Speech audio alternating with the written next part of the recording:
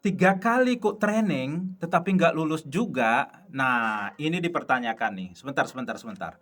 Nah, kalau sudah training beasiswa atau mentoring beasiswa 3 kali nggak lulus-lulus, itu bukan mentor atau trainingannya yang nggak bagus.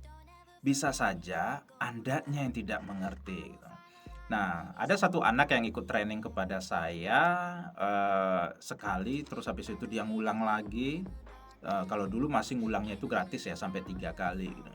Nah, dari awal sih memang anak ini agak agak lain ya. Nah, pertama, dia tidak pernah buka kamera di Zoom gitu karena masih masa pandemi saat itu, jadi tidak ada atau belum boleh tatap muka langsung, jadi nge-Zoom. Dia tidak mau buka kamera sehingga saya nggak tahu dia siapa gitu. Nah, di saat latihan wawancara beasiswa, saya nggak tahu juga dia itu baca apa tidak gitu, cara ngejawabnya. Nah, setelah dia sekali selesai training, terus dia katakan, Mister Jun saya nggak lulus gitu. Nah, yang kedua juga gitu, yang ketiga juga gitu. Nah, jadi saya berpikir ini, apakah sayanya yang salah nge-training dia gitu. Nah, yang ketiga kali itu saya minta coba kirimkan dokumen yang kamu kirimkan ke pemberi beasiswa tersebut. Saya mau cek. Setelah dia kirim, ternyata ya Allah, lain yang diajarkan, lain yang dia tulis. Jadi dia ikut training ternyata sekedarnya saja gitu, hanya ingin tahu beasiswa itu gimana. Tapi kembali lagi dia mengambil contoh dokumen dari anak-anak yang sudah lulus gitu. Jadi Anda juga begitu? Jangan ya gitu. Kenapa? Karena belum tentu dokumen teman Anda yang sudah lulus atau kakak kelas kalian yang sudah lulus cocok untuk personal Anda gitu. Dan gaya bahasanya Anda akan kelihatan jika dokumen A, dokumen B, dokumen C yang dicek sama pemberi beasiswa itu gaya bahasanya berbeda.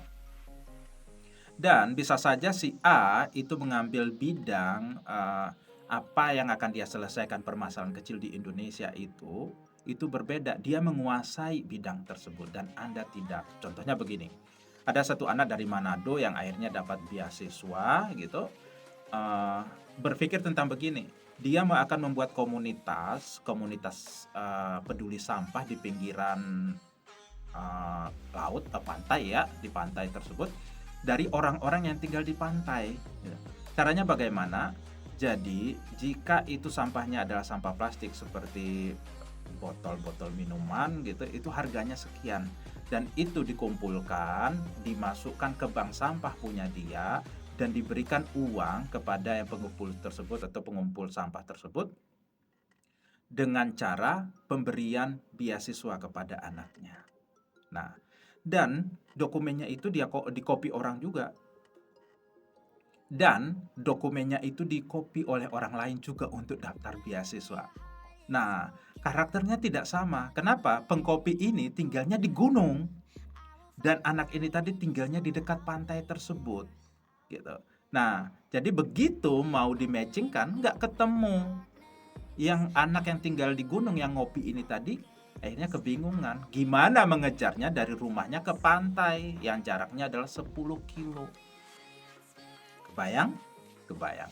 Jadi jangan mencontek ya, lebih baik ikut trainingnya atau belajar bagaimana mencari personal kalian, bagaimana seharusnya kalian, dan bagaimana menuangkannya ke dalam sebuah tulisan.